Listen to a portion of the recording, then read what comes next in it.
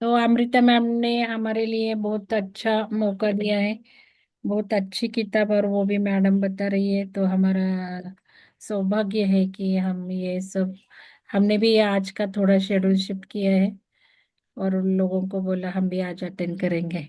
आज थर्सडे है तो अच्छा होगा। तो बहुत बहुत शुक्रिया मैडम, आप शुरू कर सकते हैं।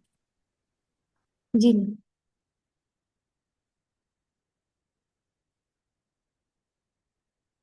चलिए, हम आज हमारा सफर शुरू करेंगे कैलाश मानसरोवर के लिए। कल हमने पूरी तैयारियां देखी। आज हमारा पहला दिवस से शुरू करेंगे। पहला दिवस हमें जाना है कैथागोदम। उस जगह का नाम है कैथागोदम। वो उत्तरांचल में है। तो कल मैंने बताया कि 3 दिन हमें बस में सफर करना है। 3 दिन का बस जर्नी है। तो सुबह 7 बजे ही यात्रा शुरू हुई। तो समझो इनके पूरे ग्रुप में टोटल 28 या 30 लोग थे। लेकिन 4 लोगों का एक एक ग्रुप बनाया, ताकि वो 4 लोग मिलके अपना डिसीजन सब ले लें और अपने आप आगे चले। और अगर कोई इमरजेंसी डिसीजन लेना है तो ही ऊपर का ऑफिसर है, उनको लेसन ऑफिसर बुलाते हैं। तो लेसन ऑफिसर को लेसन ऑफिसर के पास जाके अगर कोई इमरजेंसी है तो, अगर कोई इमरजेंसी नहीं है तो इन चारों में ही डिसीजन लेना है, आगे बढ़ना है। तो लेखक का ग्रुप में लेखक है केरला से, और दूसरा था हरिहर, वो बॉम्बे महाराष्ट्र से था। और तीसरा था रूपेंद्र, वह राजस्थान के था। और चौथा था बलराम दे, वह बंगाल से। तो इंडिया के 4 अलग अलग स्टेट के लोग एक साथ एक ग्रुप में आ गया। हर एक ग्रुप में 4 लोग थे। तो यात्रा के लिए एसी डीलक्स बस आया था। बस के चारों साइड में, आगे पीछे और दो साइड में ओम नमः शिवाय लिखा लिखा था। तो ये बस जो भी रास्ते पर जाते थे, इस बस को देख के सब लोग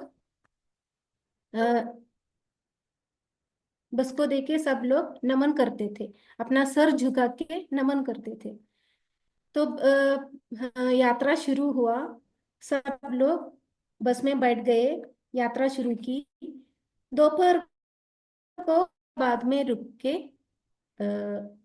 सॉरी, ब्रेकफास्ट उन्होंने गाजियाबाद से किया। और दोपहर का खाना उन्हें अ, अ,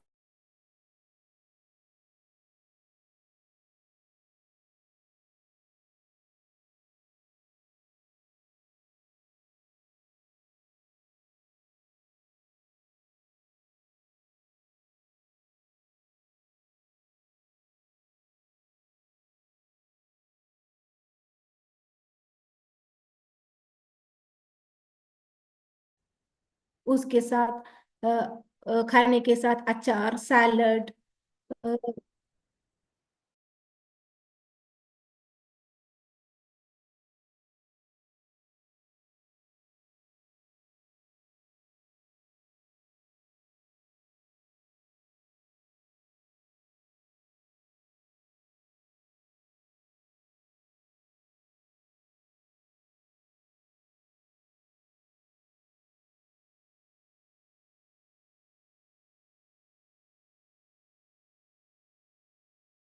के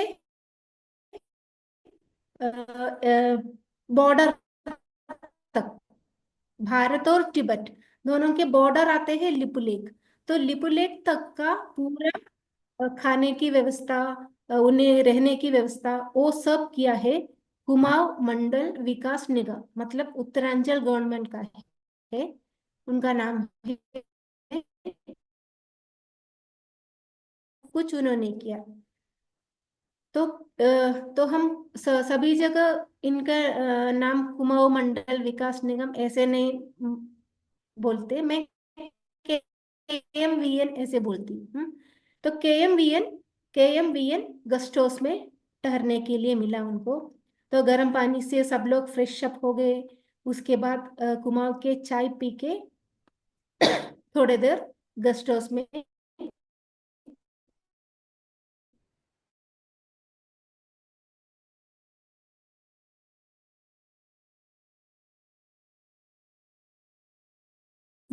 हर एक यात्री का खाना पीने का व्यवस्था केएमवीएन ने बहुत अच्छी तरह किया, क्योंकि ये सफर 16 to 18 डेज तक इन्हें यात्रा करना है। बस में, फिर छोटे गाड़ी में, फिर पैदल पर चलना है। मतलब 16 to 18 डेज इन लोगों को कंटिन्यूअस जर्नी करना है। तो इनका हेल्थ अच्छी तरह रखना एकदम जरूरी था। तो इसके लिए केएमवीएन ने उसी तरह का खाना सभी गेस्ट हाउस में किया था। जैसे कि इन लोगों के लिए बटाटा पोटैटो, फिर छोले, पूरी, दो तीन अलग टाइप के वेजिटेबल्स, करीज, दही, सूप, पाले भाजी, सैलेड और फ्रूट्स, ये सब कंपल्सरी था। मतलब एक बैलेंस्ड डाइट, सभी तरह का न्यूट्रिशन इन्हें मिले, किसी न्यूट्रिशन की आकी न पड़े, इसलिए सभी तरह का न्यूट्रिशियस फूड देते थे सभी यात्रियों को। वो करते थे कुमाऊं मंडल विकास निगम में। जब पैदल चलना पड़ा तभी इन्होंने, मतलब केएमवी ने, वीएन ने इन लोगों को स्वीट डिशेस का पैकेट, फिर ड्राई फ्रूट्स का डब्बा में भर भर के ड्राई फ्रूट्स, नट्स, इस तरह के बहुत सारे चीजें दी थी। मतलब कोई जल्दी से बीमार ना पड़े, जल्दी जल्दी ये लोग आगे बढ़े।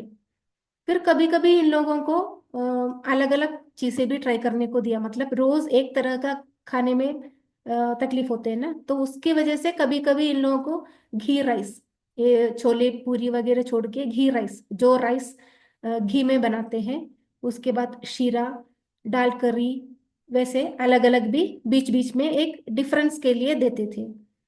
और केएमवीएन के सभी गेस्ट हाउस में अच्छी साफ सुथरा कमरा, साफ सुथरा बाथरूम, और बेडशीट, पिलो कवर, साफ ब्लैंकेट, ये सब इनको मिला।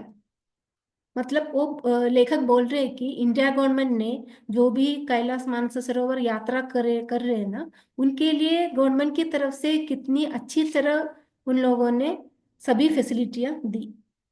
तो पहला दिन कैथगोदम में था। कैथगोदम से अभी दूसरा दिन जाना था भागेश्वर। तो भागेश्वर जाने के लिए भीमताल, भोवाली, काइंजी धाम, अल्मोड़ा, सोमेश्वर, कोसवानी, भेजनाग, इतने सारे प्लेसेस को कवर करके पहुंचना था भागेश्वर। तो सुबह 7:30 बजे ही सब लोग तैयार होके बैठ गए। पहला पहुंचा भीमताल में। भीमताल उस नाम से ही पता चलता है कि भीम, पांडव का भीम, उन्होंने उधर बैठ के तपस की थी, इसलिए उधर एक जलाशय था। उस जलाशय का नाम, उस जगह का भी नाम है भीमताल। लेखक बोलते हैं कि भीमताल का पानी इतना साफ सुथरा, क्लियर और बहुत बड़ी नीले कलर का, नीले रंग की पानी था। उधर भीमताल में थोड़ा देर समय गुजारने के बाद ग्रुप भोवाली पास करके, दूसरे जगह था भोवाली, वो पास करके दोपहर 12 बजे तक अल्मोड़ा पहुंच गए। अल्मोड़ा में खाना खाया और उसके बाद आगे की तरफ बढ़े। सोमेश्वर, सोमेश्वर को पार करके कोसवानी पहुंच गए। कोसवानी को भारत का स्विट्जरलैंड ऐसे बुलाया जाता है। मतलब उधर स्विट्जरलैंड तो फेमस है उनकी खूबसूरत के लिए। तो उस तरह की खूबसूरती उन्हें एक कोसानी में देखने को मिला। मतलब ऐसे था कि हरे घास का एक बड़ा मैदान, मतलब पूरा मैदान ही था वो, हरे घास का था। और उस मैदान में बीच बीच में देवदारू, इंग्लिश में हिमालयन सेडर बोलते हैं, देवदारू का पेड़ था। तो आप मन में वो इमेजिन कीजिए कि ऐसा एक हरे घास का कारपेट बना हुआ है ऐसा मैदान। और ये है कि उन्हें उधर क्षितिज देखने को मिला। क्षितिज मतलब इंग्लिश में स्काईलाइन नहीं तो होराइजन बोलते हैं। मतलब हम समंदर के सामने खड़े रहेंगे तो समंदर अनंत है ना। तो समुद्र हमारे आंखों का वो कैपेबिलिटी, जिधर तक हम समुद्र को देख सकते हैं उधर एक एंड होता है, एक लाइन होता है, उस लाइन से आकाश शुरू होते हैं। आकाश और सी समुंदर मिलते हैं एक कॉर्नर, एक लाइन पर, उसको हम क्षितिज बोलते हैं। तो इन लोगों को उधर क्षितिज देखने की सौभाग्य मिला। मतलब वो हरे घास की मैदान और आकाश छू रहे थे एक दूसरे को। वो मतलब वो बहुत ही सुंदर नजारा था। और उधर के किसान लोग फार्मिंग करते थे, टेरस फार्मिंग। टेरस फार्मिंग मतलब ऐसे लेयर लेयर में, इधर एक लेयर, उसके ऊपर सब माउंटेन है ना, पर्वत है ना, तो ऐसे ही टेरस लेयर लेयर में ही वो कर सकते थे। तो टेरस गार्ड फार्मिंग देखा उन्होंने। और नीला जलाशय था उधर। उस नीला जलाशय जलाशय के पानी में नीलाकाश का प्रतिबिंब आया था।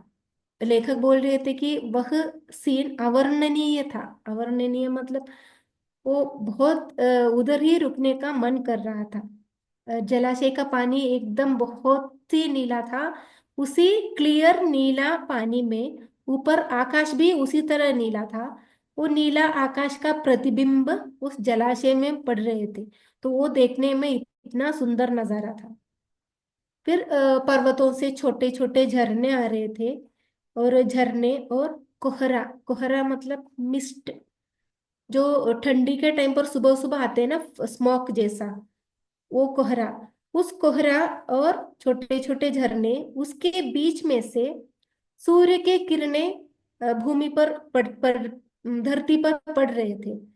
धरती पर पड़ते वक्त क्या हो जाता था, वो रेनबो क्लियर होता था। मतलब उन्होंने ऐसा लिखे, छोटे छोटे झरने और कोहरों के बीच में से सूर्य की किरणें जब नीचे गिरते थे तभी सातों रंग का प्रतिफलन होता था। मतलब वो देखने लायक एक अद्भुत अद्भुत नजारा था।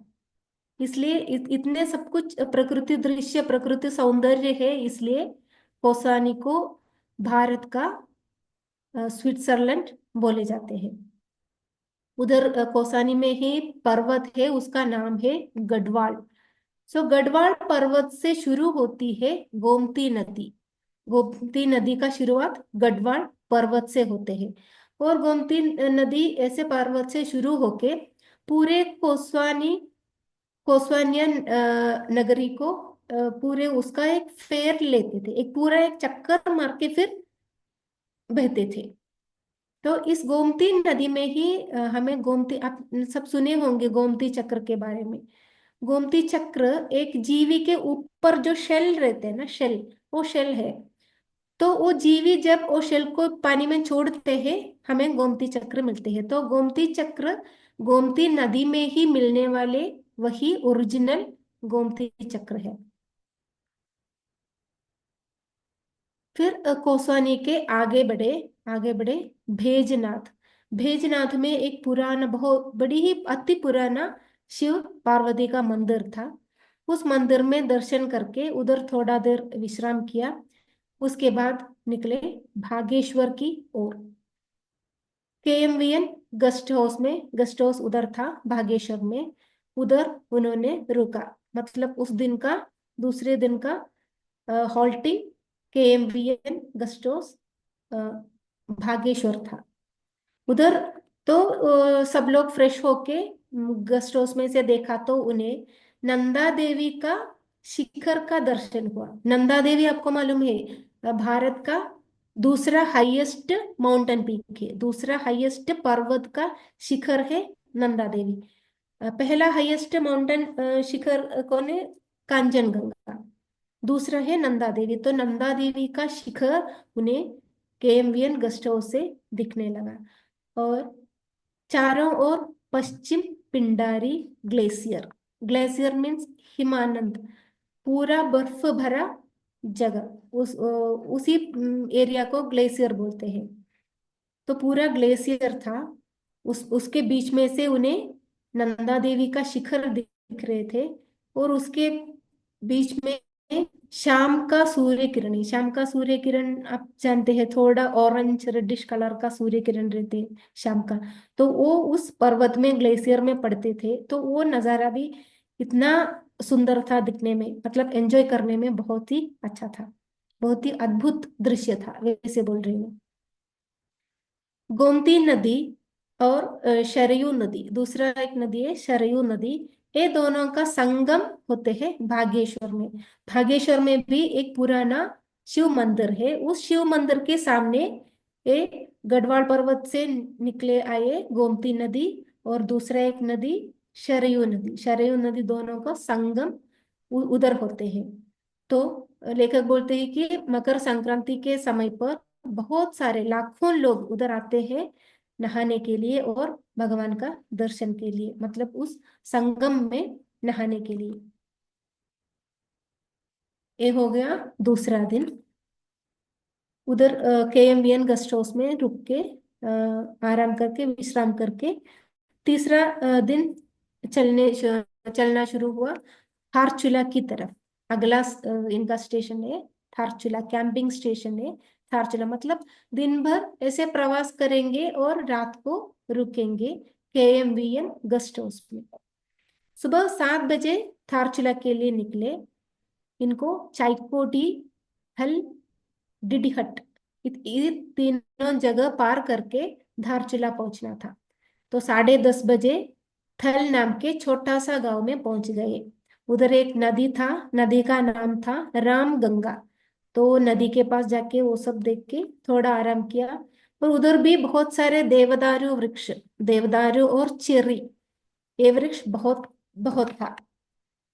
मतलब बस में जाते वक्त रास्ते के दोनों साइड पर यही वृक्ष देखने को मिला, सिडार, देवदारू और चेर्री के वृक्ष। और उधर से पहुंचा डिडीहट। डिडीहट ऐसा एक गांव है कि पूरा घने जंगलों से भरा जगह था डिडीहट। उस जगह अखरोट, वो फल बहुत सुलभ से मिलता था। हिमालय पर्वत के नीचे का एक वैली था डिडीहट। उधर KMVN गेस्ट हाउस था। उधर और सब लोग रुक के अम, अगर मेरा स्पीड बढ़ रहे है तो प्लीज आप लोग बता दीजिए, क्योंकि मुझे कोई नहीं दिख रहे हैं। आप लोग मुझे फॉलो कर रहे हैं ना, कोई डायरेक्शन है तो आप बता दीजिए। अगर थोड़ा स्लोली चलना है तो मैं स्लोली बोलूंगी। अगर कोई है तो कुछ मैसेज करे, नहीं तो अनम्यूट करके बोले।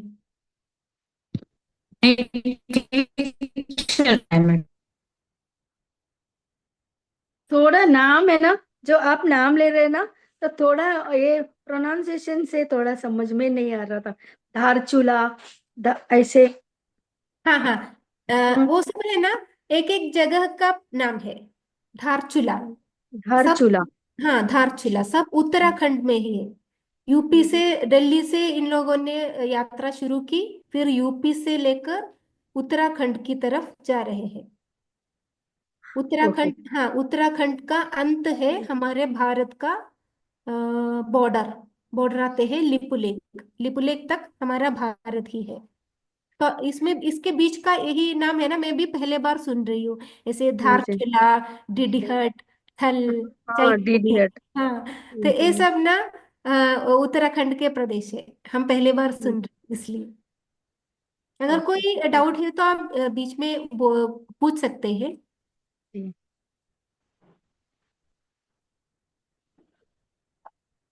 तो KMBN का गेस्ट हाउस में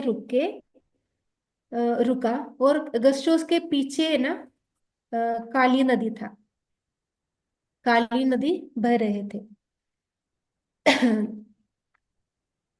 अभी इनका आगे का रास्ता काली नदी के पास से जाना है।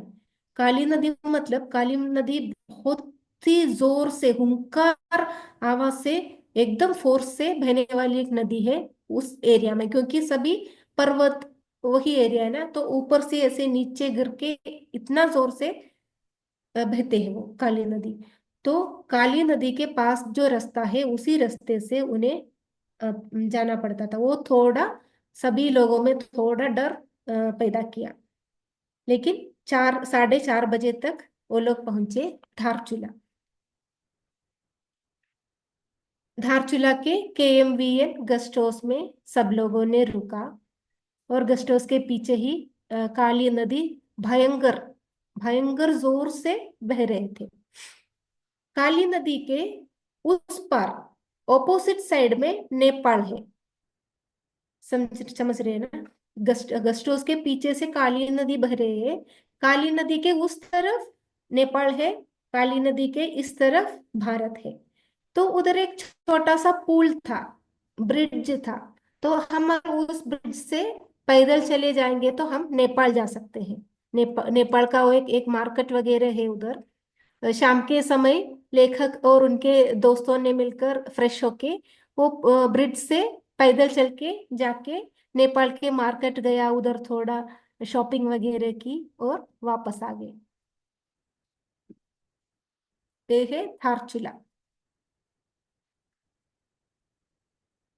धारचूला में अ, कुमाऊं के पोर्टर पोर्टर मतलब बोझ उठाने वाला। मतलब आगे के रास्ते में ना, आगे के थोड़े हम आगे जाएंगे तो उधर बड़े बस। अभी तीसरा दिन हो गया ना, तीसरा दिन तक हम बड़े बस में जा सकते हैं। लेकिन चौथा दिन धारचूला के आगे हमें छोटा बस और भी थोड़ा ही जगह छोटा बस ही जाएंगे। उसके बाद कोई मोटर व्हीकल नहीं जाएंगे, हमें पैदल जाना पड़ेगा, नहीं तो घोड़े के ऊपर, नहीं तो दूसरे कोई जानवर के ऊपर बैठ के हमें जाना पड़ेगा। नहीं, कोई पैदल चलना चाहते हैं तो पैदल चल सकते हैं। और हम जो सामान लेके आए हैं, 1 महीने के सामान है ना हमारे पास, तो वो सामान उठाने के लिए पोर्टर रखना पड़ेगा हमें। तो पोर्टर वो सब धारचूला में आ गए। तो आगे जाने के लिए 2 मिनी बस, अभी एक ही AC डीलक्स बस में धारचूला तक पहुंचे।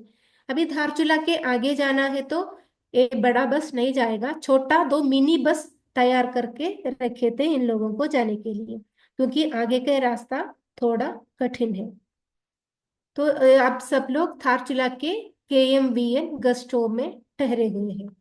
तो शाम, अब तक सब कुछ क्लाइमेट वगैरह अच्छा था, लेकिन शाम होते ही बारिश होना शुरू हुआ। तो इन लोग दो गश्तों से देखेंगे तो पर्वतों से बड़े बड़े जोर से पानी नीचे की तरफ आने का दृश्य इनको देखने को मिला। उतना बड़ा बारिश शुरू हुआ। तो इनके साथ पुलिस ऑफिसर है, KMVN का पुलिस ऑफिसर, फिर इनका एक गाइड जैसा, मतलब बड़ा एक ऑफिसर है, उनको लेसन ऑफिसर बोलते हैं। लेसन ऑफिसर, KMVN का पुलिस ऑफिसर, फिर इनके साथ डॉक्टर है। ये सब बारिश को देखे थोड़ा डर गए। तो फिर सब लोग मिलके चर्चा करने लगे, तो अगर बारिश ऐसे ही रह गया तो आगे का रास्ता बहुत मुश्किल है। तो यात्रा, एक तो ऑप्शन है, 2 ऑप्शन है, एक तो यात्रा को रुकवाना पड़ेगा, नहीं तो यात्रा को कैंसिल करना पड़ेगा, क्योंकि आगे का रास्ता इतना मुश्किल है, आगे जाके कोई डेंजर ना हो उसके लिए। तो ये सुन के सब लोग थोड़ा उदास हो गए थे। फिर सब प्रार्थना वगैरह करके सो गए। सुबह 7 बजे उठ के देखा तो बारिश खत्म हो गया था, तो सब लोग बहुत खुश हो गए। बारिश खत्म हो गया था। लेकिन रात के बाद, शाम से रात तक बारिश था, उसके वजह से रास्ता थोड़ा खराब हो गए थे। तो यूपी पुलिस ऑफिसर्स ने उनके गाड़ी में वायरलेस फोन वगैरह लेके आगे निकले, और कैलाश मानसरोवर यात्री का 2 छोटे मिनी बस वो इनके पीछे जा रहे थे। तो आगे आगे जाके पुलिस देख रहे हैं कि कुछ गड़बड़ है। रास्ता कैसा होता है, एक तरफ घाई है, काली नदी है नीचे, एक तरफ पर्वत है, उसके बीच में जो छोटा सा रोड है उसी रोड से जाना पड़ता है। तो कभी कभी बारिश के वजह से इस साइड का जो मिट्टी है ना वो नीचे गिर गया, और रोड थोड़ा छोटा पड़ता था। तो उधर उन लोगों ने पत्थर वगैरह रख के थोड़ा सिक्योरिटी बना रहे थे, रोड का काम करने वाले। तो पुलिस आगे जाके रोड क्लियर कर रहे थे, पीछे पीछे ये 2 मिनी बस जा रहे थे।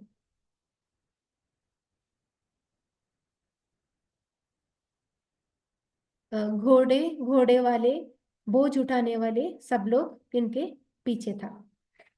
अ, घोड़े वाले, पोर्टर, इन सबको अलग अलग पैसे देना पड़ता था। मतलब सभी एक यात्री को एक पोर्टर लेना पड़ता है, क्योंकि सभी का एक महीने का चीज रहते हैं, बैग लगेज रहते हैं, तो एक पोर्टर एक यात्री को। तो फिर लेसन ऑफिसर को इच्छा थी कि हर ग्रुप में कोई तो पैदल चल के कैलाश और मानस सरोवर का परिक्रमण करे।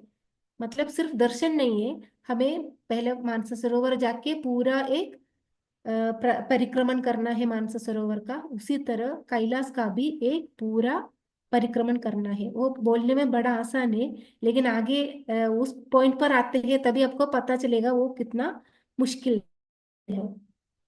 तो लेसन ऑफिसर ने यही इच्छा सभी के सामने रखा कि मेरी इच्छा है कि कोई तो, कुछ तो लोग, एक दो लोग तो पैदल चल के परिक्रमण करे।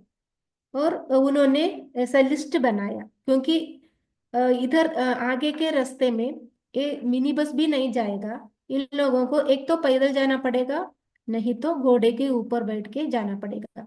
तो सभी लोगों ने घोड़े के ऊपर बैठकर जाने की डिसीजन ली, क्योंकि रास्ता बहुत ही मुश्किल था। लेकिन लेखक के लेखक के ग्रुप में जो चार लोग थे, लेखक, दूसरे महाराष्ट्र बॉम्बे से हरिहर था, राजस्थान से रूपेंद्र था, बंगाल से बलराम दे।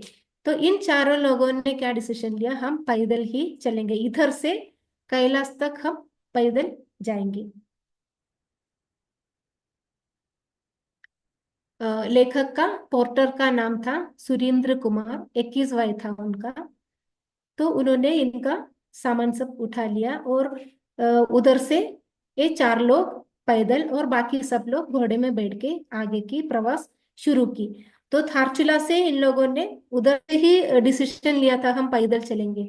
तो पैदल चलने के लिए वो कांटे रहते हैं ना, स्टिक, वॉकिंग स्टिक्स बहुत मजबूत रहते हैं, उसका यूज करके आगे बढ़ेंगे। क्योंकि पर्वत वगैरह चढ़ते वक्त स्टिक, और आइस में, ग्लेशियर में वगैरह जाते वक्त स्टिक का बहुत इमरजेंसी है। स्टिक के बिना हम आगे नहीं जा पाएंगे, क्योंकि हमें पकड़ने के लिए कोई कुछ नहीं है उधर।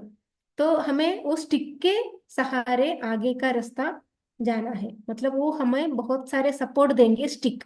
तो उसकी वजह से धारचूला से और लेखक और उनके चारों दोस्त ने स्टिक्स वगैरह खरीदा था।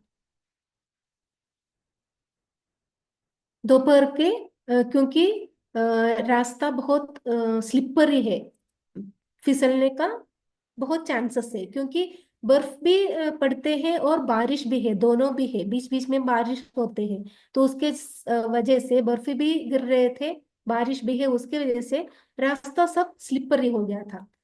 तो थोड़ा सावकाश जाना था। तो दोपहर 1 बजे तक जिप्ती नाम के गांव पहुंचे। जिप्ती वो एक गांव का नाम है।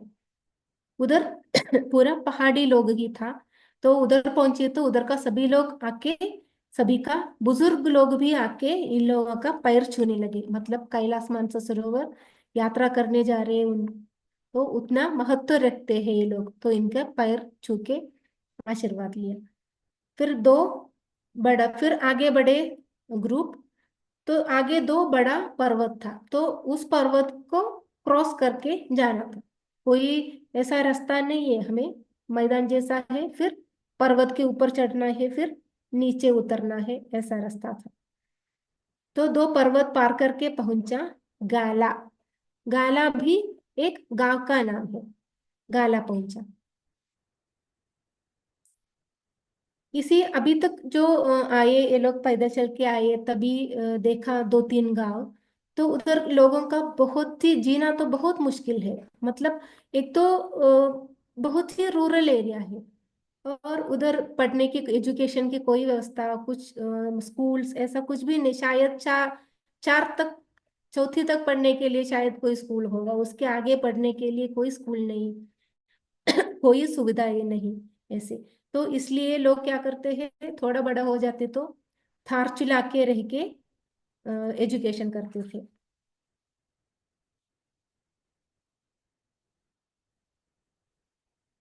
फिर आगे चल के KMVN का एक टेम्पररी कैंप आ गया। तो कैंप में आराम करके रात में रुक रात में रुकने के लिए सभी चीजें थे। मतलब रूरल एरिया में KMVN का कैंप है। पहले जिन्हें वो शहर में मिला उस तरह का इतना बड़ा नहीं है, फिर भी सब टॉयलेट, टेंट, सोने के लिए टेंट था, क्लीन बेड, क्लीन पिल्लो, सब कुछ क्लीन था। खाना वो भी अच्छा था, क्योंकि स्ट्रिक्ट डायरेक्शन है सभी यात्री का हेल्थ मेंटेन करना स्ट्रिक्ट है। अ, वो उधर के लोग अच्छी तरह देख रहे थे KMVN के। फिर इधर सब लोगों ने रात के खाने के पहले डॉक्टर ने सभी को बुलाया और सभी का हेल्थ चेक किया एक बार। अभी 4 दिन हो गए शुरू होके, प्रवास शुरू के 4 दिन हो गए। अभी सभी का हेल्थ अब कैसा है, दिल्ली में से शुरू हुआ, अभी कुछ तो चेंज आया होगा, कोई बीमार है क्या, वो देखने के लिए डॉक्टर ने सभी का चेकअप किया। फिर सब लोग खाना खा के सो गए उधर। उसके बाद अगले दिन जाना है बुधी। बुधी वो भी एक गांव का नाम है, उत्तराखंड के गांव का नाम। 5वां दिन बुधी पहुंचना था। सुबह देखा तो रात में अच्छा बारिश, रात के टाइम पर अच्छा बारिश हुआ था।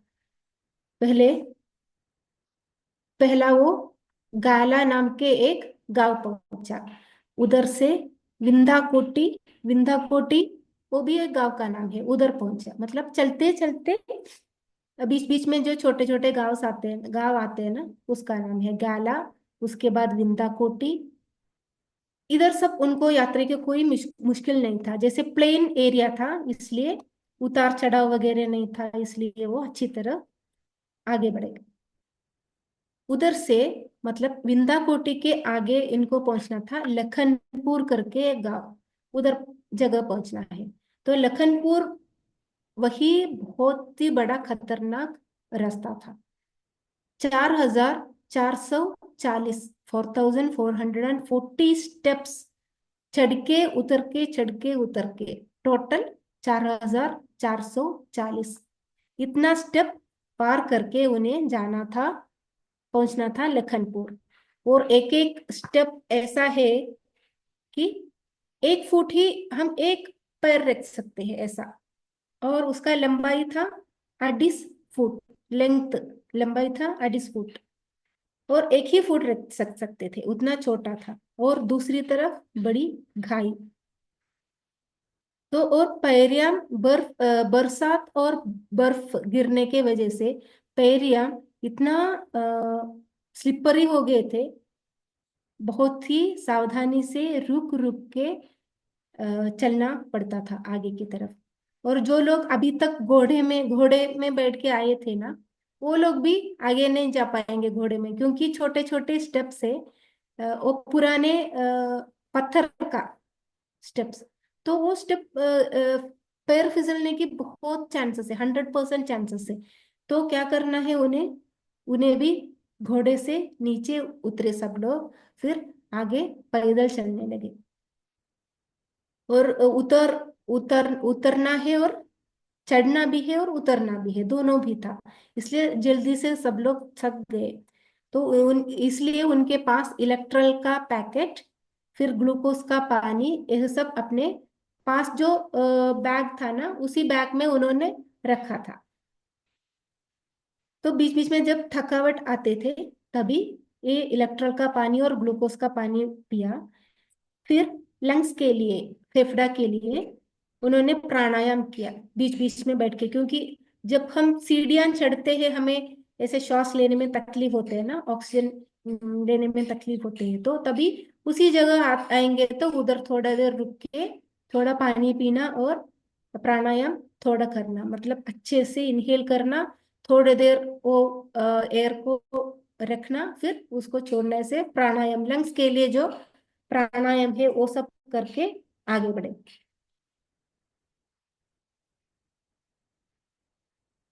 2000 फीट नीचे काली नदी हुंकार शब्द से बह रहा था।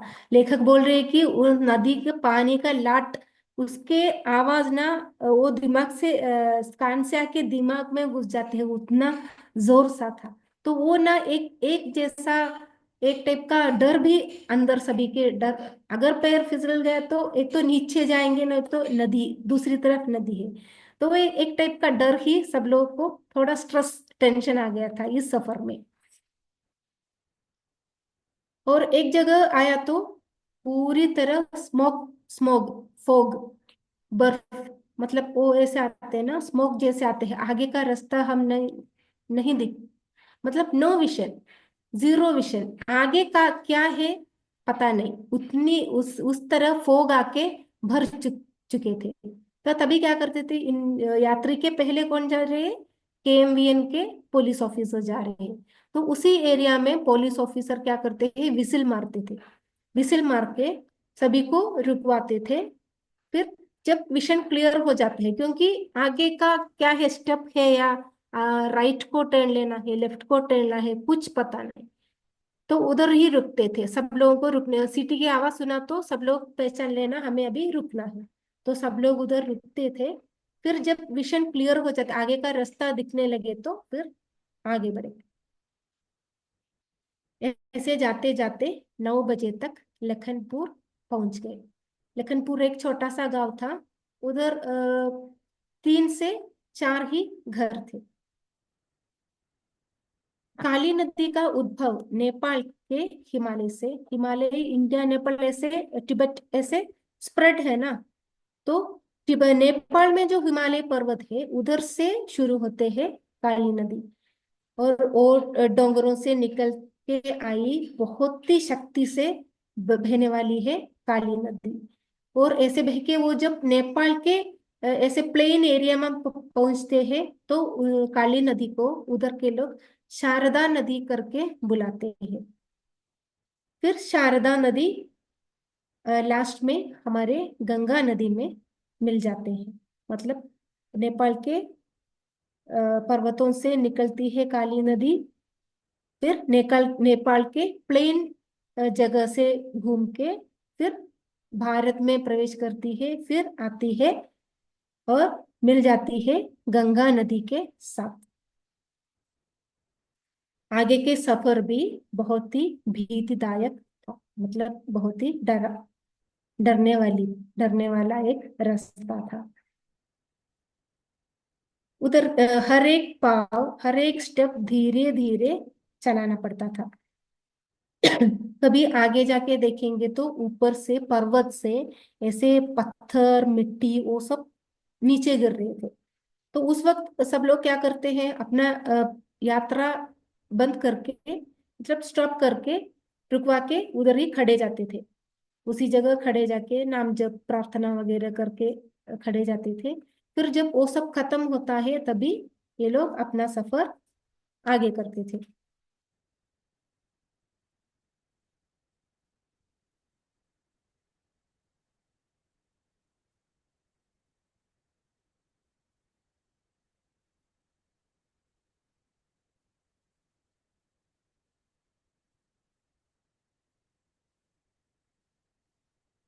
फिर ये इतना डरावना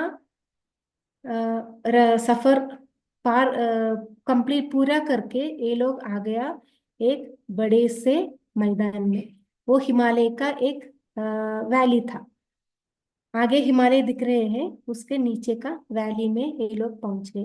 तो वो तो बहुत ही मनमोहक था, मतलब अ, हरा, एक हरा कारपेट, जैसे छोटी छोटी घास है ना, उसका एक कारपेट बना हुआ है, उसी तरह का एक मैदान था।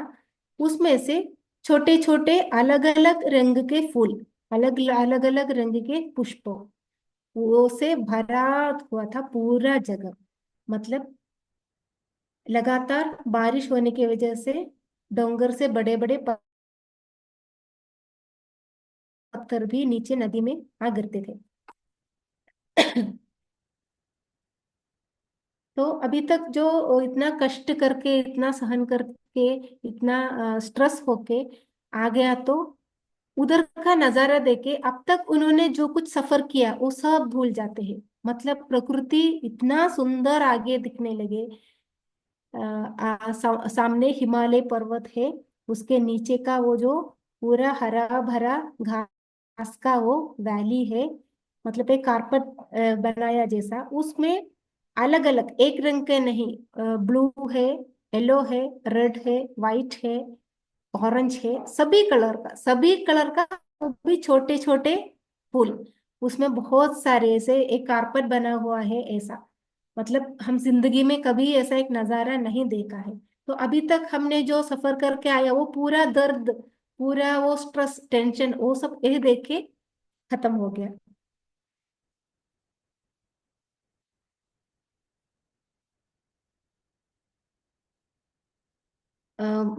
लेखक ऐसे बोलते हैं कि जो हो पार करके आए, उस रास्ते में कभी कभी उनको ऐसे इंट्यूशन आते थे, अभी रुको आगे मत बढ़ो। तो तभी ही ऊपर से पर्वत से पत्थर मिट्टी ऐसे नीचे गिरते थे। मतलब एक थर्ड आई ओपन होके एक इंट्यूशन आते हैं, उसी तरह का अनुभव उन्हें इस यात्रा में बहुत बार हो गया था।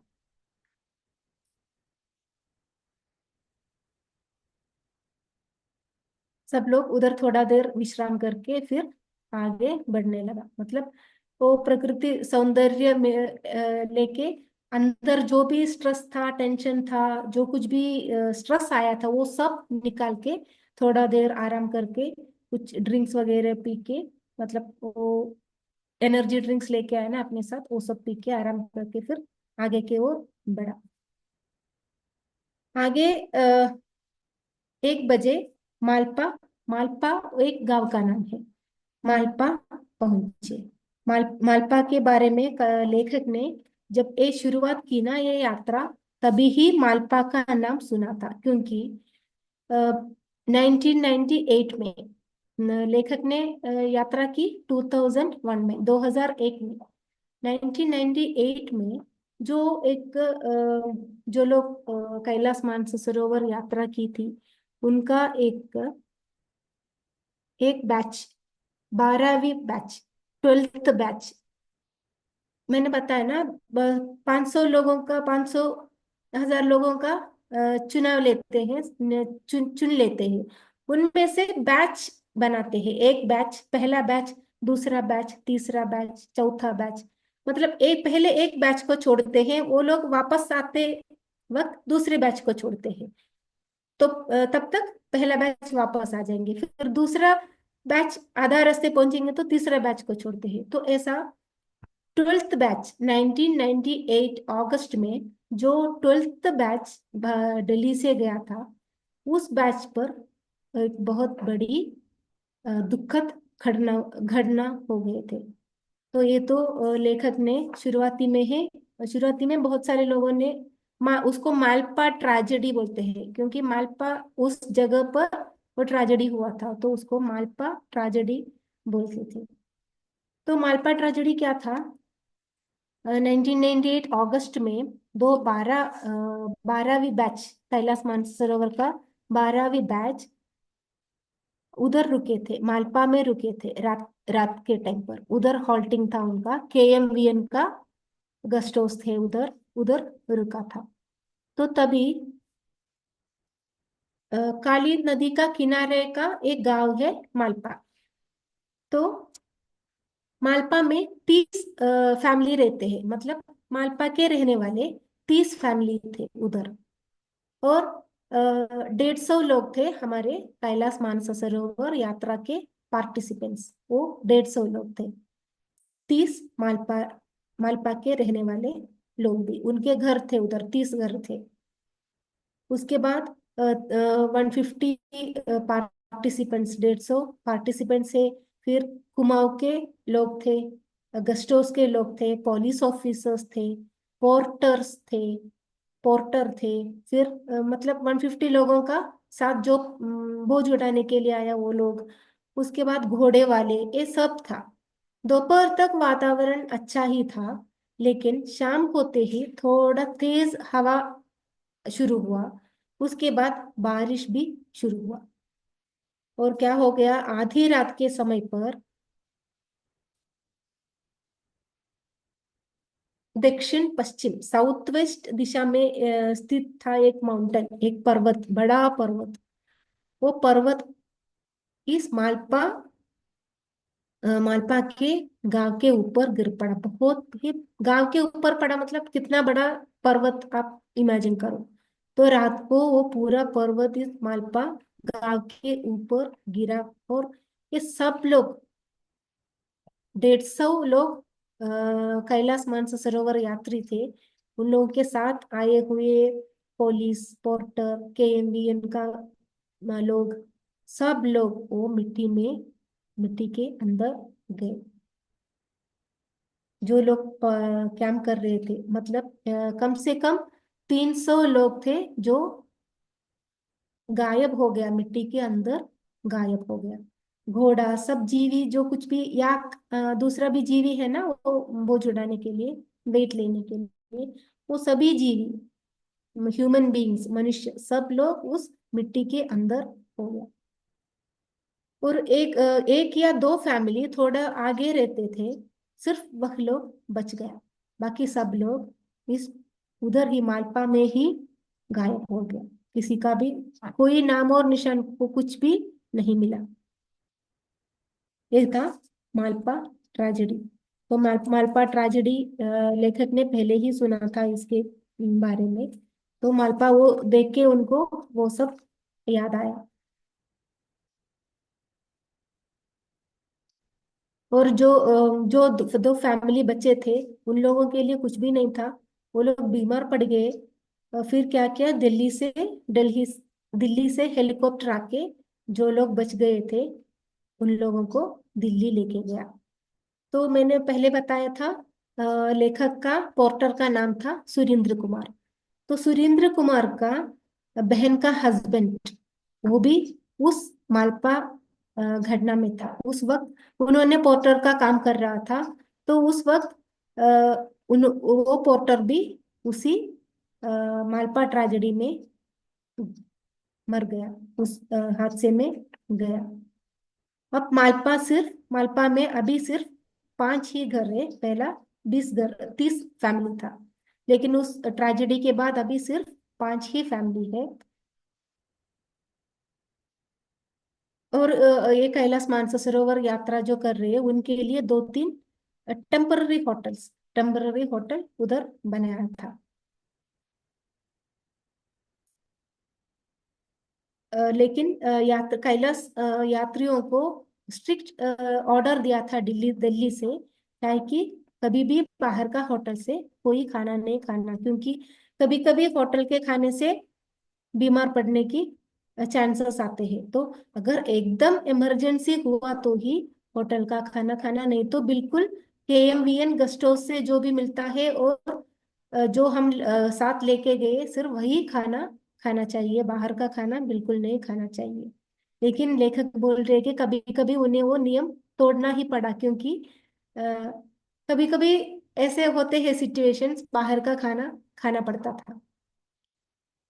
मालपा से एक खाना खा के दूसरा एक गांव पहुंचा। गांव का नाम था लमारी।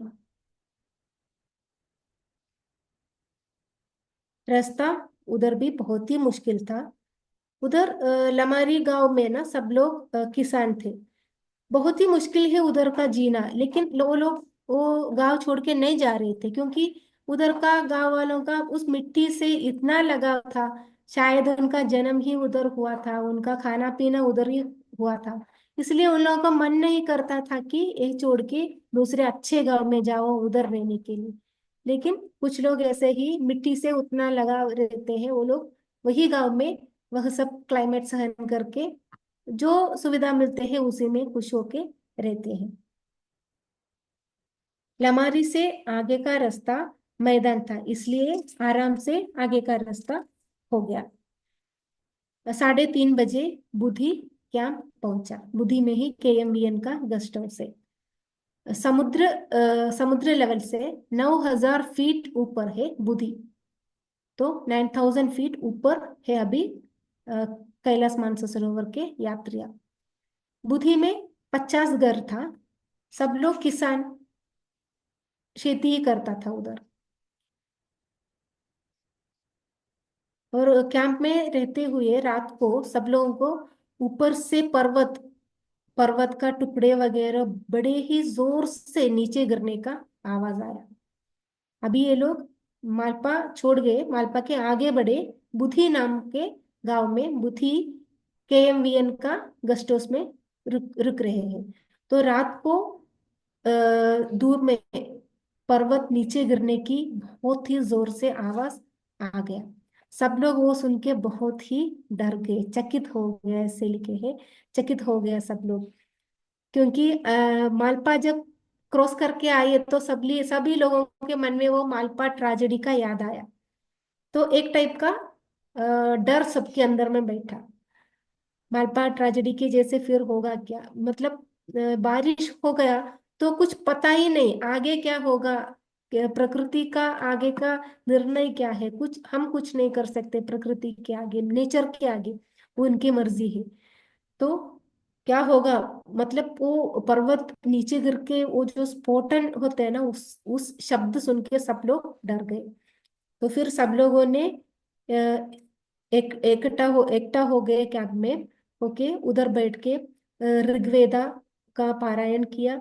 फिर सब लोगों ने प्राणायाम किया, मतलब जो स्ट्रेस और टेंशन आते हैं और डर बैठते हैं ना, हमारा हॉर्मोन्स थोड़ा फ्लक्चुएशन चेंजेस होते हैं, तो वो सब कम करके नॉर्मल अवस्था में लाने के लिए ये सब अ, अच्छा टेक्निक से वेद पारायण करना, प्राणायाम करना, तो हम नॉर्मल स्टेट में आ सकते हैं।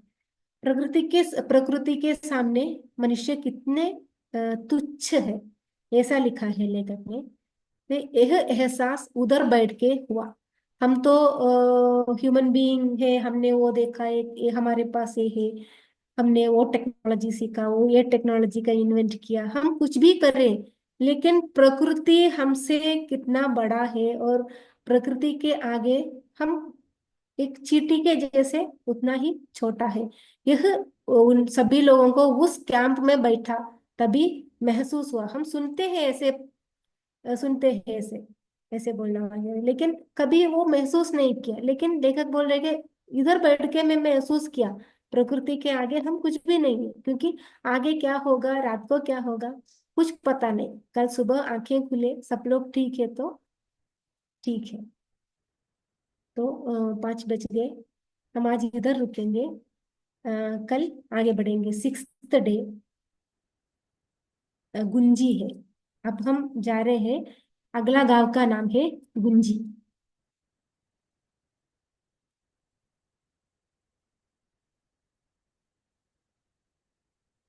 5 बजे हम आज इधर रुकेंगे, अगर कोई कुछ बोलना चाहते है तो।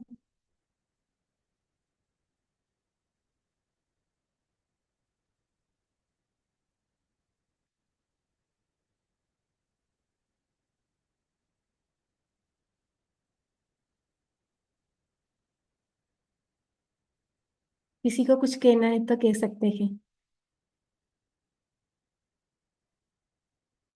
मैडम बहुत अच्छा हो गया। Thank you ma'am. धन्यवाद आपका। आप क्या कब निकल रही है, आई कि नहीं पुणे में? नहीं मैम, नहीं, कल सुबह। हाँ, रिकॉर्ड कर रही है, बताइए। हाँ। हाँ मैम, मतलब 24 आवर्स मेरे अंदर, मेरे कण कण, मतलब हर एक सेल में यही था, मुझे जाना है, लेकिन किधर है मुझे मालूम नहीं। मैंने अपने आप से पूछा, मैंने ये बुक पढ़ा ना, हाँ। तो ये बुक हाथ लिया तो मुझे लगा मुझे हिमालय जाना है। हाँ। हाँ। मुझे कैलाश कैलाश मानसरोवर तो देखना ही है, मुझे जाना है। फिर मैंने सोचा नहीं, अभी पॉसिबल नहीं है। लेकिन मुझे किधर जाना है, काशी जाना है या बद्रीनाथ जाना है या किधर जाना है, मुझे मालूम ही नहीं पड़ रहा था, लेकिन मेरे अंदर वो बोल रहा था तुझे जाना ही है। हाँ, तो सब लोग मैंने सुनो, देखो मुझे पता नहीं था मैडम ने कैसे इमीडिएट हाँ बोला, मुझे टाइम नहीं था। ऐसे ही पूछ रहे हैं अमृता नायर धाव मिस ऐसे कैसे बोलते हैं ना, काय म्हणायचं, आ जाओ जल्दी रनिंग रनिंग बोलते हैं। लास्ट टाइम भी जब पिरामिड का कंस्ट्रक्शन होने के पहले ही जब बुलाया, इमीडिएट गाड़ी में बैठ के आई, रश करती है ऊर्जा, रश।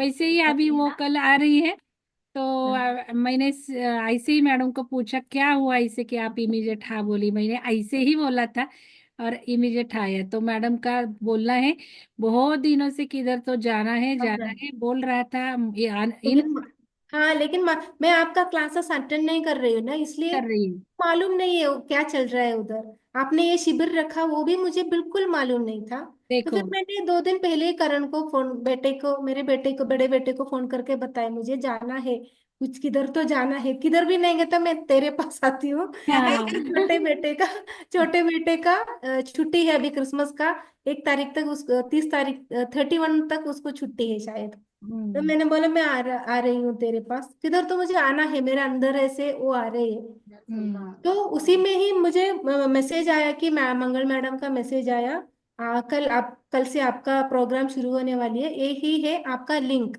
जो जूम लिंक है उन्होंने मुझे भेजा। तभी मुझे याद आया, अरे इतने दिन हो गया है, लेकिन अभी तक मैंने मंगल मैडम को एक फोन भी नहीं किया। मेरे सब तैयारी हो गई करके, अभी अभी याद आया, अभी फोन किया तो ही होगा। तो मैंने जल्दी फोन निकाला और मंगल मैम को और कॉल। मैं उधर से फोन लगाने को निकाल रही हूँ नंबर, उतने में मैडम का रिंग अभी। हाँ, हाँ, आपका कंप्लीट होने दो। हाँ। हाँ, रिंग किया तो मंगल मैम ने कहा कि हाँ यही लिंक से आप कल से ज्वाइन करना। कल से मैं नहीं हूँ क्योंकि मेरा शिविर चल रहा है। तो मैंने पूछा क्या है मैम, क्या शिविर चल रहा है? तो मैडम ने बताया ऐसे ऐसा 5 दिवस का शिविर रखा है, अगर आप आना चाहते हो तो आ जाओ। तो मैंने डायरेक्ट बोला हाँ मैं आ रही हूँ। मैं आऊंगी। मैंने सोचा भी नहीं है, क्योंकि अचानक वो एक डिसीजन लेना हो नहीं होता, क्योंकि मेरे सामने बहुत सारे 2-3 जॉब है मुझे करने के लिए और कंप्लीट करने के लिए। तो वो सब छोड़ के मैं कैसे जा सकती हूँ? लेकिन मैंने मैडम को आंसर दिया मैं आ रही हूँ करके। फिर मेरा सब जॉब था वो आज दोपहर तक खत्म हो गया। उसके लिए भी देखो मैंने कैसे दोपहर। रहता है, सब लोग सुनो सुनो, यही मुझे लगता है जो मैं पढ़ा रही हूँ वो प्रैक्टिकल इम्प्लीमेंटेशन होना है। हाँ, कंप्लीट कीजिए आप। क्योंकि वो काम ना 27 को कंप्लीट होना था, मतलब हाँ। मैं सोच रही हूँ कल सुबह मुझे निकलना है, फिर मैं वो काम कैसे करूंगी? तो आज दोपहर वो काम हो गया। मैंने सच में, मेरे आंखों से पानी आ गया, मुझे रोने आने लगा। मैं जाके यूनिवर्स को इतना ग्रेटिट्यूड दिया, क्योंकि मुझे कल जाने के लिए मेरे सभी सभी रास्ता क्लियर कर रहे थे, वेरी गुड। क्लियर हो रहे थे। देखो तो सबको मैं बिंदास अभी आराम से मैं सबको अभी मैं बोलती हूँ आपका कंप्लीट होने दो। हाँ, बोलिए आप। हाँ, तो अभी सब कुछ जो भी काम था वो सब क्लियर हो गया, कवर हो गया। मैं कल सुबह आराम से बैठ सकती हूँ, आपके पिरामिड आ सकती हूँ। आपके लिए रुके हैं हम। फिर मैं ये आश्रम भी सोच रही हूँ को क्रिया कि योग आश्रम जाना है। हाँ, हाँ, जाना है। फिर मैंने सोचा, मैंने ये पुस्तक निकाला, कैलाश मानसरोवर यात्रा, और मुझे बिल्कुल मालूम नहीं है कल और परसों का क्लास में पिरामिड में बैठ के करने वाली हूँ। वाह। तो ये तो ना देखो कितना मेरे अच्छा। सपने भी नहीं था, मैं इतना भाग्यशाली है, मैं ऐसे एक पुस्तक, मेरा एक प्रोग्राम है पिरामिड करके, पिरामिड में बैठ के कर सकती हूँ। मतलब यूनिवर्स, हम कुछ सोचे ना, पिरामिड यूनिवर्स वो लाते हैं, मतलब एकदम एक बेस्ट एग्जाम्पल है अभी मेरे लाइफ में ये जो घड़ी। तो उसके लिए मैं मुझे मालूम नहीं कैसे मैं जल्दी मंगल मैम को कॉल किया, फिर आपने देखा है क्या मतलब पिरामिड? नहीं देखा ना, होने के बाद आई नहीं? देखा नहीं, आई क्या? क्या मैम? पिरामिड देखा है क्या आपने? हाँ मैम, पिछली बार पिरामिड हुआ था तभी मैंने आया था ना अच्छा, उधर। एक ही बार हाँ, आई है ना आप? एक ही बार आई है। अच्छा, होने के बाद आई थी, पहली बार आई थी होने के बाद, हाँ, मुझे पहली बार, लगा पहली। भूमि हाँ, पूजन को आई थी क्या। हाँ, अच्छा, हाँ, हाँ, हाँ। कंप्लीट हुआ इनोवेशन। था उस वक्त। हाँ, उस वक्त कंप्लीट हो गया था। कंप्लीट होने के बाद आपने हम सबको इनविटेशन दिया था आने के लिए। अच्छा। हाँ, हाँ। मॅडम मला पण एक गोष्ट सांगायची आहे. थांबा एक मिनिट माझं होऊ द्या. शारदा मॅडम, चहा मस्त झालेला आहे. सुजाता मॅडम आणि शारदा मॅडमनी चहा केलेला आहे, काढा केलेला आहे. हाँ, गवती चहा, आलं आणि तुळस, काळी कृष्ण तुळस, काढा आणि चहा दोन्ही आहे. तर एक मला बोलायचंय आता. अमृता मॅडमचं अचानक मी हो म्हटलं, वाईल तिघी चौघींना मी नाही म्हटलेलं आहे. आणि काहींनी खूप हट्ट केलेत येण्याचे, पण काही कारण असतात. आता अजून एक दोन नवीन साधक ना मी स्वतःहून या म्हटलंय की त्या येणारच आहेत क्लासला 30 तारखेला. त्यांचं म्हणणं की 29ला आम्ही येतो. तर म्हटलं 29ला काय, या उद्या या परवा या. तर हे होतं कसं, हे ज्या पद्धतीने, किंवा आता या मॅडम सगळं सांगतायत, त्यांना माहिती नव्हतं, पण मॅडम यायच्या आधी, हो म्हणण्याच्या आधी, त्याच्याही आधी मला माहिती होतं की मॅडम येणार आहे. तर इन्स्टिंक्ट मला होते, लक्षात घ्या. आणि मॅडम कंटिन्यू करत नाहीयेत. आणि मी अजून एक सांगते की त्यांनी जेव्हा कैलास मानस सरोवर वाचलं, त्यावेळेला त्या मला म्हटल्या मला हे पुस्तक घ्यायचंय. आणि मी लगेच हो म्हटलं, आणि सगळा शेड्यूल बाजूला ठेवून त्यांचं अकोमोडेट केलंय आपण. ऍक्च्युली त्यांच्यासाठी जागा नव्हती. तुम्ही बघा, फ्लायर बघा, ते मला घ्यायचं होतं. मी म्हटलं आपण नंतर घेऊ शकतो, आणि मॅडमना दिलं पाहिजे, आलंय तर. असं करून त्यांना अकोमोडेट केलं आपण. त्याला सुजाता मॅडमना दिवस कमी दिले दत्त चरित्रामृताला. म्हटलं 15 दिवसाच्या वर नाही, ते अमृता मॅडमना द्यायचंय. आणि जयश्री गोडसे मॅडम घेणार होत्या, आणि मला खूप इच्छा होती की मला दुपारचं घ्यावं, पण यांनी सगळ्यांनी दुपारचे टाइम टाकल्यावर मी गप्प बसले. म्हटलं जाऊ दे, आपलं होऊ दे न होऊ दे. तर मला बरोबर जयश्री मॅडमचा फोन आला, मला काही जमत नाहीये, माझ्याकडे पाहुणे आले. आणि मग माझी इच्छा ती पूर्ण झाली, माझं झालं वाचन. अमृता मॅडमना तर मी अकोमोडेट करून दिले, पण त्या वेळेलाच मला माहिती होतं त्या येणार आहेत. हे इन्स्टिंक्ट होते. आता सांगते, कैलास मानव सरोवर काय आणि पिरॅमिड काय, सुदर्शन पिरॅमिड काय. एक कैलास मानस सरोवर जायच्या आधीच एक आपण म्हणतो ऊर्जा वाढवायची, आणि ही ऊर्जा वाढून मग त्यांना कैलास मानस सरोवर होईल स्टेप बाय स्टेप. अशा हेनी, कारण बघा मग कैलास मानस सरोवर वाचायच्याच वेळेला कसं त्या येत आहेत, आणि मग पिरॅमिड मधनच कसं वाचन होत आहेत, सगळ्यांनी बघा. म्हणजे हे कैलास मानस सरोवर यात्रा व्हायच्या आधी त्यांचं ऊर्जा हे वाढून घेणार आहे. जे काही येणार आहे ते ऊर्जा वाढवून घेणार आहे, आणि त्यामुळे त्यांची ती पवित्र यात्रा कैलास मानस सरोवर होणार आहे. त्यांची पण आणि आपली पण, कारण ग्रुप ऊर्जा असते, आणि आपल्याला सुद्धा ऊर्जा मिळून आपलंही घडणार आहे. तर हे महत्वाचं. आता अजून एक आपलं शास्त्र, आणि मी मैडम, मैंने इन लोगों को बोला, मैंने उनको परमिशन दिया, क्योंकि उन्होंने उनका लाइफ बदला है. मैंने जो सिखाया है पहले आयुष्य बदलाचं शास्त्र, उन्होंने इम्प्लीमेंट किया, लाइफ बदला, और यही मुझे अच्छा लगता है. मेरा प्रेम सभी के लिए ज्यादा होगा जो बहुत अपने ऊपर खर्चा करता है. मैं जो सिखाती हूँ वो इम्प्लीमेंट करते हैं. और मैडम वो इम्प्लीमेंट किया, लैंग्वेज प्रॉब्लम था वो भी नहीं आने दिया, सब मीनिंग देख के पड़ोसन को पूछ के इम्प्लीमेंट किया. और अभी आप सब लोग देखिए कैसे इम्प्लीमेंट हो रहा है. आना है बस, हाँ, ख्याल भी नहीं किया कैसे जाओ. हस्बैंड बोलेंगे यस, नहीं, बच्चा 6 में है, उनका लड़का लेके आ रही है, तो बड़े लड़के के पास शादी भी नहीं उसकी, उसको छोड़ा, उसको बोला लीव निकालो. वो बात की अरेंजमेंट, पहले आना है, सिर्फ आना है, तो सब लोगों का आसानी से होगा. काम का भी मैडम ने बोला कि काम भी ऑटोमेटिक हो रहे हैं. कल होने वाले थे, आज ही हो कल गए. होने वाले थे, आज दोपहर हो गया. आज ही हो गए. क्यों हो गए काम? आने का डिसीजन लिया, फॉर्म लिया, इसलिए हो गए. इधर लोग बोलते काम होने दो फिर आते, काम होने दो फिर आते. हाँ, शिफ्ट कर रहे, उनका शेड्यूल शिफ्ट कर रहे, चेंजेस कर रहे, फॉर्मनेस हाँ नहीं, मैम, आपने ही डिसीजन नहीं सिखाया था है. कि, हाँ आपने ही सिखाया था कि वो कुछ किसी का सीखते मत नहीं सोचे. है, बहुत थोड़ा थोड़ा सीखते हैं. और हाँ पहली की बैच आई, कोऑर्डिनेशन किया और चली गई. मैंने ये अभी बोला सबको, अमृता मैडम और सुलक्षणा मैडम, सिर्फ दोनों बचे लॉयल मेरे साथ, बाकी सब स्वार्थी निकले.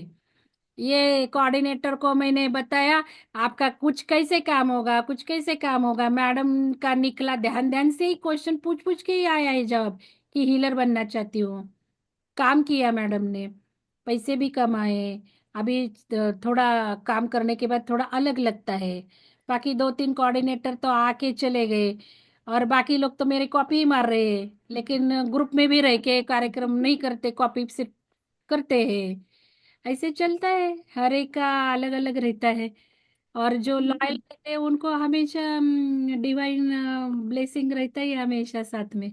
हाँ तो मैम विहंगम का सुलक्षणा कोई मैडम भी कैसे आई है धाव धाव के नागपुर से। वो तो हमेशा ऐसे सोचती भी नहीं। लास्ट टाइम आई ऑटो में बैठी, डायरेक्ट स्टेशन से डायरेक्ट पिरामिड ऑटो, और मैं भी शॉक कि ऑटो आ रहा है इधर इतना अंदर, कैसे आ गया ऑटो वाले, कैसे हाँ बोले। 700 रुपये घेतले ताई. बोला बस मैडम को आना था, शंका नहीं मन में। मुझे ऑटो वाला हाँ बोलेगा, आएगी नहीं आएगी मैडम को पूछना बिल्कुल नहीं, डायरेक्ट इधर ही ऑटो इधर आने के बाद हमको अभी आज 5:30 को उतरी है मैडम। तो बहुत सवेरे. ये सब ने सीखना है, करके देखो। इतना इंटरेस्टिंग है ना ऐसे किधर जाना। और इसको ही हम ऊर्जा बोलते हैं, ऊर्जा। हमारा डिसीजन ले लो, ऊर्जा अच्छी रखो, सब आपके साथ होता ही है। हम शंका डालते हैं, ये है वो है, पैसे नहीं है, पैसे तो शिविर को है ही नहीं। लेकिन एक दो लोगों ने पैसे का भी कुछ बोला तो पैसा नहीं है आने के लिए, इधर नहीं है, लेकिन आपको यहाँ तक आने के लिए रहता है तो हर एक का डिफिकल्टी रहता ही है। लेकिन डिफिकल्टी थोड़ा ब्रेन में नहीं लाने का, सोचने का ही नहीं है, लॉजिकल माइंड से सोचना नहीं है। मैडम ने हाँ कहते वक्त क्या वो सोचा, क्या कुछ नहीं सोचा है। आपका हृदय का इच्छा है, और देखो ऐसे जब आप करेगी कहाँ भी जाएगी तो उसका जो आनंद रहता है तो वो अलग रहता है। क्रिएटर, देखो रूपाली मैडम बोल रही है क्रिएटर। रूपाली मैडम तो अभी हमेशा आ रही है, जैसे ही पिरामिड में एक बार रही है आ रही है, हमेशा आ रही है।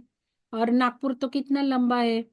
तो अभी मैं बॉम्बे वाले को श्रद्धा मैडम को बोल रही है, मैडम अरे मैडम के हस्बैंड आए ना कल, तो आने को तैयार नहीं थे, लेकिन आने के बाद जाने को तैयार नहीं थे। बोले मैं रुकू क्या, मुझे लगा ही नहीं इतना अच्छा है। मुझे खुद बोल रहे हैं, मुझे लगा ही नहीं था इतना अच्छा है, कितना अच्छा है। मैंने बोला ले लो लैंड, वो भी राजी है। वो बोले मैडम का देखना पड़ेगा। मैंने बोला मैडम का जाने दो, आपका सोचो। अमृता मॅडमचे हस्बंड आले, अमृता मॅडमचे हस्बंडला जागा आवडली। म्हणजे आणि अमृता मॅडम म्हणतात, मॅडम सगळ्या साधकांना सांगून टाका की जरा इथेच जागा घ्यायला, तुमचे फार्म हाऊसचे स्वप्न इथेच पूर्ण करा आणि तुम्ही बघा त्यांच्यासाठी। म्हटलं मी काय बघणार नाही, ज्याचं त्यांनी बघावं पिरामिडची इच्छा शेवटी। तर ऐसा है एक एक अनुभव। मुझे भी एक अनुभव. हाँ अभी ये इनको बोलना है, सुलक्षणा मैडम को, बोलिए मैडम। पहली बार जब मैडम ने पिरामिड में बुलाया था हमको, तब अमृता मैडम और मैं भी आई थी. तो हम दोनों की तब थोड़ी सी मतलब पहचान हो गई, और फिर थोड़ी दोस्ती जैसे ही हुआ, बातें वगैरह हुई उस दिन. उसी दिन हम दोनों ने सोचा था कि हम दोनों आके यहाँ रहेंगी साथ में. हाँ क्या, हाँ. हाँ उसके बाद में फिर भूल गए, हाँ, वहां से जाने के बाद में, क्योंकि ये प्रोग्राम चलते रहे. अमृता मैडम ने अपना अपना जो है थोड़ा सा क्लासेस अलग अपने चालू किए. वो मतलब नहीं कर रही थी मैडम के अभी अटेंड. उसके बाद में कुछ ऐसा ही नहीं हुआ, और आज देखो ये हो गया कि वो भी कल आ रही, मैं भी आ गई. साथ में जो रहने का हमने सोचा था, यूनिवर्स बराबर अपने को सब अपनी जो इच्छा है वो पूरी कर दी मुझे बता. Correct Sulakshana ma'am. किया था इन लोगों ने। तो ये भी बोली कि मैं सुलक्षणा मैडम के साथ ही फिर आती हूँ, ऐसे भी बोली मैडम। और वो तो हम पहले सब कोऑर्डिनेटर को मैंने बुलाया था, मैंने बोला सब कोऑर्डिनेटर एक गेट टुगेदर करेंगे, ऐसा एक चल रहा था, लेकिन उस वक्त किसी को जमा नहीं। तो मुझे यही बोलना है कि शिव सर्वोदय शास्त्र जब मैंने सीखा ना, हमने यही सीखा की डिसिजन लेना है ना बस। आपण जे संकल्प रायटिंग करतो ना, ते इतकं साधं नाहीये संकल्प रायटिंग, नुसतं मला हवं ते लिहायचं। मी तुम्हाला सांगते, भाज्यांचं लिहा, नाश्त्याचं लिहा 8 दिवसाचं, ते कसं इथे वापरायचं ते सांगते। मग मी उपीट जर ठरवलंय सोमवारी, तर मला उपीटच करायचं आहे, भले रवा नसू देत, भले खाण्याचा मूड नसू देत। हे जेव्हा छोट्या छोट्या गोष्टी आपण करतो ना, तेव्हा ही ऊर्जा आपल्याला साथ देऊ लागते। मग मी ठरवलंय थेऊरला जायचं किंवा कुठल्या अष्टविनायकाला जायचं, तर माझ्या डोक्यात शंकाच येत नाहीत पहिल्यांदा। हे शिव सर्वोदय आम्ही शिकलो बरं का, आम्हाला कोणी शिकवलं नाही, पण आम्ही असं शिकतो, बेस शिकतो त्याचा बेस। की लिहायचा आहे संकल्प, आपण पूर्ण करायचा आहे, म्हणजे संकल्प शक्ती वाढणार. मग बरं, एक डायमंड जरी लिहिलं, 1 करोड जरी लिहिलं तरी ते होणारच आहे. कारण आपणच आपल्या लिहिल्याला बळ आपण देऊ शकतो. छोट्या छोट्या गोष्टीतनं उपीट करेल, पालकाची भाजी करेल, देवळाला जाईल, काही पुस्तक वाचन, मग ते संकल्प पूर्ण करायचेच. छोटे छोटे छोटे, आणि मग मोठे मोठे आपोआप होत जातात. आणि मग एकदा डिसिजन घेतला, मी जाणार, मग माझा पिरियड येईल का, नवरा हो म्हणेल का, पैसे मिळतील का, मुलांचं काय करू, मग तिथे मला गरम होईल का, थंडी वाजेल का, आधी तिथलं बघून घेते मग जाते. अशी लोक आहेत की आधी ताला मला सगळा बघते, मग वाटलं तर जाते. आणि काही न विचार करणारे पण, म्हणजे हे शिवसरोदय शास्त्रातनं शिकायचे. असतात छोट्या छोट्या गोष्टी, पण अर्थ खूप मोठे असतात. तर संकल्पाचं बळ हे आपल्याला शिकवतं. आणि आपल्याच ऊर्जेला ते बळ येत जातं, आपल्या शब्दांना पॉवर येत जाते. तसं आपल्या संकल्पाला बळ आपोआप येत जातं. आपण लिहिलं की मग ते होतच होतं. कारण आपण आधी ते मानलंय ना, उपीट म्हणजे उपीटच, पालकाची भाजी म्हणजे पालकाची भाजीच. हे आधी आपण आपल्याला संस्कार दिलाय. आपण काल बिलीफ थेरपी, पेशींचं जे पेशी शास्त्रज्ञ म्हणतोय ते हेच म्हणतोय ना. आपलं वळण पेशींना लागतं आणि पेशी पण हे शिकतात. म्हणून हे संकल्प सिद्ध होत जातात, आपोआप सिद्ध होत जातात. तर खूप छान अमृता मॅडम, धन्यवाद. अभी कल तो आप पहुंच रही है, तो पिरामिड से कार्यक्रम लेंगे, फिर हाँ 5 जाएंगे क्रिया योग आश्रम. हाँ हाँ ओके, चलो.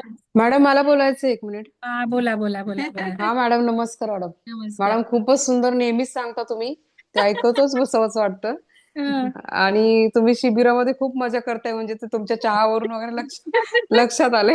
या की हो, नक्की तुम्हाला कोण नक्की नाही मॅडम, म्हटले काय, बघा आता नक्की मॅडम. हे फुल मी निघाले बघा, दिसतंय का? हो हो मॅडम. हे बघा, हे हा हा मॅडम. कृष्ण कमळ फुल आहे बघा. हो, सुंदर आहे मॅडम, ते खूप सुंदर दिसतं ते फुल. माझ्याजवळ सगळे आम्ही हेमांगनला बसलोय. हॅलो, हाय बोला सगळे. मॅडम, बोला. हा, हाँ मॅडम, मला ते सांगायचं होतं की ते अमृता मैडम, आपको भी बहुत बहुत धन्यवाद. आपने बहुत अच्छे से वो सब बताया. बहुत अच्छा लग रहा है सुन के भी. आणि मॅडम, त्यांनी ते सांगितलं की बद्रीनाथ केदारनाथला मला जावंच वाटते, सारखं असं वाटते कुठे जाऊ कुठे जाऊ. म्हणजे ते पिरॅमिडला यायचं ते सुद्धा बद्रीनाथ केदारनाथ पेक्षा काही कमी नाहीये. हो, अगदी बरोबर. सेम. म्हणजे ते खरं आपण म्हणजे त्यांना मान्यवर ते, असतं हो, दगड म्हटला तर दगड, नाही तर परमेश्वर, तसंच आहे ते. म्हणजे किती सुंदर त्यांना म्हणजे ते हे झालं सगळं. मी यांना तेच सांगितलं, दगडाला जसं दगड म्हणतो किंवा परमेश्वर म्हणतो, तसंच म्हटलं तर पिरॅमिड, म्हटलं तर काशी, म्हटलं तर खरंच आहे मॅडम. आपण मान्यवर आहे. आपण ऊर्जा देतो. मी आज यांना दुपारी जेवताना तेच सांगत होते, आपण ऊर्जा देतो. पिरॅमिडलाही कोण ऊर्जा देतो? आपण देतो. बरोबर मॅडम. आपण काही भाव ठेवून येतो. मग कसं सायन्सने निसर्ग कसा चालतो हे सांगितलं आज यांना, की हो आपण खूप व्हॅल्यू दिली पिरॅमिडला. हो हो मॅडम. पिरॅमिड तेवढं आपल्याला देतो. शेवटी बरोबर बिलीफ मॅडम. थेरपी आपली, आणि सगळा ब्रह्मांड याच्यावर चालतो, की खरंय. आधी द्यायचं मग घ्यायचं, आधी द्यायचं मग घ्यायचं. मग पैसा दिला तर पैशातच मिळेल असं नाही, भावना दिल्या तर भावना त्या हो तशाच मिळतील असं नाही. मग तुमची प्रगती होईल, तुमचे प्रॉब्लेम संपतील, आरोग्य सुधारेल, काही हो छान जीवनात घडेल, असं होतं ते. हो हो हो मॅडम. आलेले दोघींचे पैसे पण लगेच बरे जमा झाले अकाउंटला, अच्छा. 3.5 लाख. अरे बापरे, किती छान. म्हणते त्यांना वायफाय नाहीये. अच्छा. तर हे एक ऊर्जा सेंटर आहे ना, जास्त ऊर्जेत गेलं आहे. जास्त चांगलं आयुष्य घडणार. म्हणजे ते आता मान्य म्हणजे काय, म्हणजे आहेच मॅडम, म्हणजे बद्रीनाथ केदारनाथ आहेच आहे. त्यांना तिकडे जावं असं वाटलं आणि ते इकडे येतात. असं आपण म्हणून म्हणजे ते नाही आहेच आहे, म्हणजे चालणार, त्यात वादच नाहीये. असं वादच म्हणून नाही नाहीये म्हणजे. चालणार, पण म्हणतात. आणि मॅडम, कालचा अनुभव सांगते. हा, सांगा. हो, कालचा अनुभव सांगते म्हणा. आता तुम्ही साधकांनी तिथेच जागा घेऊन राहायला पाहिजे, असं तुम्ही आता सांगताय. कालच माझे मिस्टर बोलले की मॅडमना विचार ना, तिथे मॅडमच्या तिथे जागा असेल तर आपण घेऊ. माझ्या सगळ्यांनी हे काय म्हणजे मला इतकं, म्हणजे आता अमृता ऐकून मॅडम म्हणजे हे बघा, वाटलं. त्यांचे मिस्टर कालच त्यांना म्हटले तिथे मॅडमच्या इथे जागा घेऊ. तुम्ही म्हटला की नाही, अमृता मॅडम मला काल सांगितलं त्यांना. हे बघा, श्रद्धा मॅडमचे पण बोलले. श्रद्धा मॅडमचे बोलले. आता काय आहे, सकाळी काल आम्हाला ते भेटले, आमचे इथे नवीन आलेले. ते म्हटले मी विपश्यना घेतो. ते काय हा हा 4:30ला म्हणून मी घेतली आज विपश्यना. आणि इथे आता त्या हा मॅडम हा समोरच्या बंगल्यातल्या त्या योगा टीचर हा आहेत आणि अय्यंगार योग शिकवतात. मी म्हटलं आमचा योगा घ्या, तर उद्या आगे येऊ का घ्यायला म्हटल्या. तर इथे पिरॅमिड होतानाच मी पिरॅमिडला म्हटलेलं आहे. इथे सगळं रुरल एरिया आहे, काही नव्हतं, रस्ता पण नव्हता, पाऊलवाट पण नव्हते, बंगले बिंगले अच्छा काही नव्हते. मी म्हटलं हेमांगण फक्त अच्छा आमचं होतं, बाकी काहीच नव्हतं इथे या रोडच्या. अच्छा मग पिरॅमिडला म्हटलं अच्छा आता तू ठरवायचंय, इथली डेव्हलपमेंट करायची आहे तुला, आणि तू ठरवायचंय कोणाला आणायचंय. आणि इतकी केली ना पिरॅमिडनी, तुम्हाला सांगते. आज अच्छा बंगले झाले, टोले जंग. आता समोरच हेमागणच्या बंगला झालाय, ते पण काल होते. त्या मॅडमचा तर 3-4 मजली बंगला बांधून झालाय. अजून एक हो हो झालेले आहे 3 बंगले. मॅडम इमॅजिन करा, फक्त सगळं योगा सेंटर आणि सगळं हे झालं, सगळे तेच साधक राहिले, किती छान होईल बापरे. हो, खरंच आहे. छान होणार आहे बघा. आता ईश्वरीय ऊर्जा काय हो. अमृता